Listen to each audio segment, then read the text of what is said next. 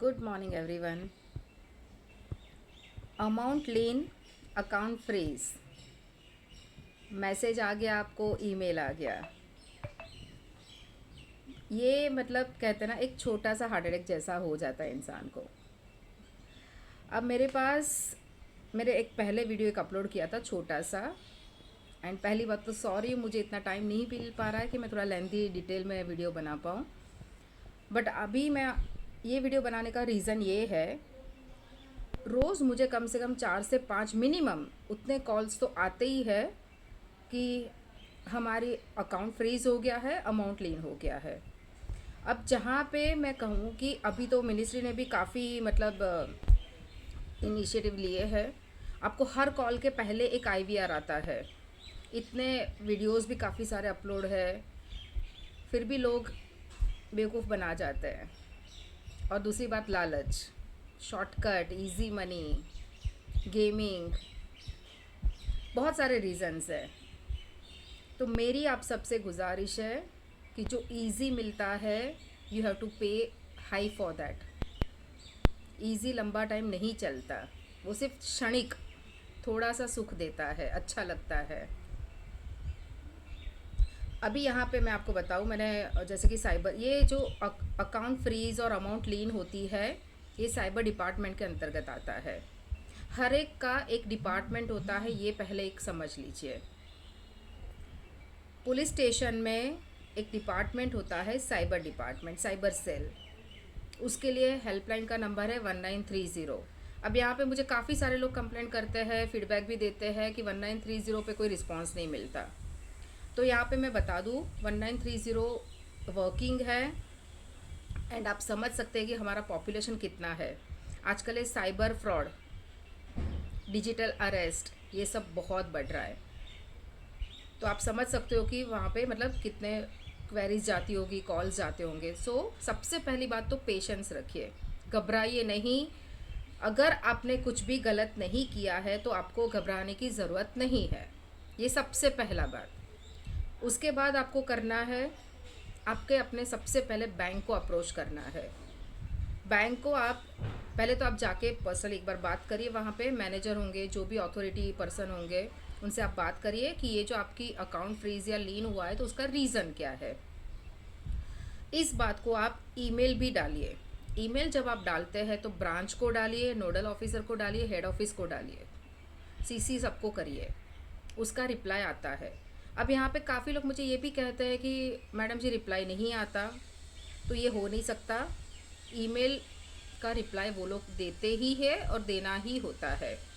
But अगर वो नहीं दे रहे रिप्लाई, कहीं पर अगर समझो कि ये भी होता है, तो पहली बात कि एक आप अपना ना स्पैम, जंक आप चेक करिए।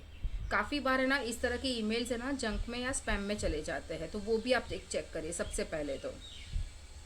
सेकंड, अगर उसके बावजूद भी अगर आपको ईमेल नहीं आ रहा है या रिप्लाई नहीं मिल रहा है, आप एक आरटीआई का फॉर्म भरिए और आप वो सेंड करिए। आपको ऑनलाइन पे इजीली अवेलेबल हो जाएगा।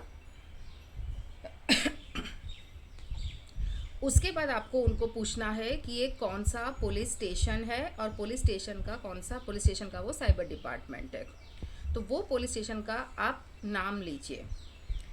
अपना इंडिया में इतने सारे स्टेट है, सिटीज़ है, सिटी के अंदर इतने सारे पुलिस स्टेशन है। कोई बैठा है राजस्थान में और उनको मैसेज आ रहा है कि उनका नोएडा से कहीं से उनका लीन हो गया है वहाँ के साइबर डिपार्टमेंट से।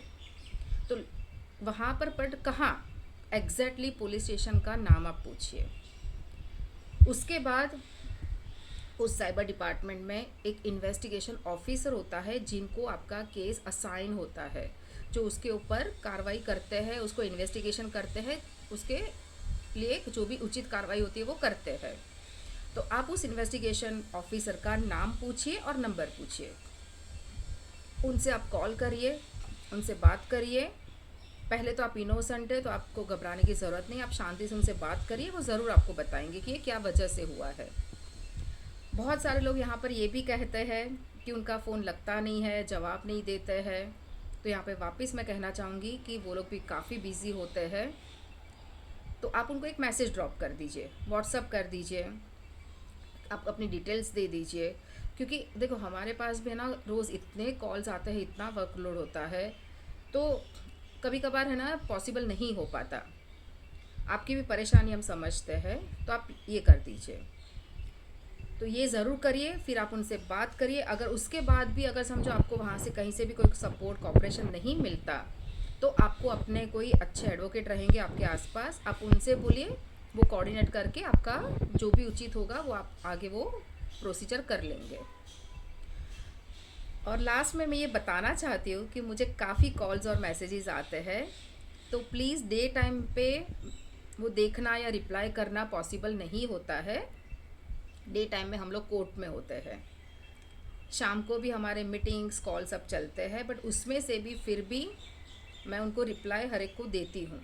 बट ये जो बेसिक चीज़ें हैं, मैंने देखा है मोस्टली सारे कॉल्स में ये बेसिक ही मतलब उनके पास डिटेल्स नहीं होती, इसीलिए आज मैं टाइम निकाल के थोड़ा सा ये वीडियो बना रही हूँ कि आप ये बेसिक ये जो डिटेल्स है आप वो लीजिए, आप फिर आप उसको फॉरवर्ड कीजिए और बात करिए, ठीक है। और कहीं पे कुछ अगर आपको इसके अलावा कोई जानकारी चाहिए तो हमारे साइबर सेल डिपार्टमेंट है 1930, वहाँ पर भी आप कॉल करके पूछ सकते हो। अगर कुछ आपको डिटेल चाहिए तो आप मुझे टेक्स्ट करिएगा, प्लीज़ डे टाइम में कॉल नहीं करिएगा। और आप लोग अगर मैसेज करते हो तो पहली बात तो आप अपना नाम बताएं, आप कौन से शहर से हो वो बताएं, और आपकी पूरी प्रॉपर डिटेल बताएं। तो ये जो बेसिक चीज़ें हैं आप प्लीज़ शेयर करिए, और सावधान रहिए, सचेत रहिए। Precaution is better than cure. हमें थोड़ा सा अलर्ट रहने की ज़रूरत है, ज़्यादा किसी में भटक मत जाइए।